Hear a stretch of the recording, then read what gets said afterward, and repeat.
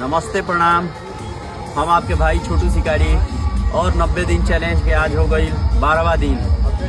आज 12 दिन हो गई और आज हम सुबह उठे में लेट हो गई। 7 बजे उठनी हो और 2 किलोमीटर कम से कम रनिंग भइल, एक्सरसाइज भइल और थोड़ा कल से थोड़ा मेहनत पर ज़्यादा ध्यान दिए। कल से ज़्यादा मेहनत करे के बा कि अब 12 दिन हो गई।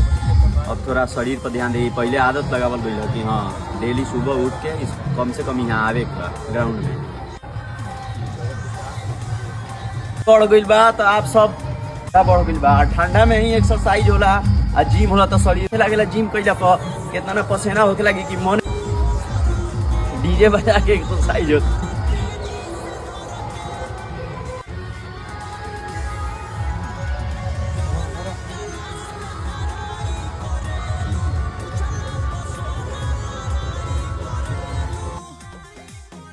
शिकारी परतिक राज साचे बतिया कहता हर जोतम खेत खाली पए जा।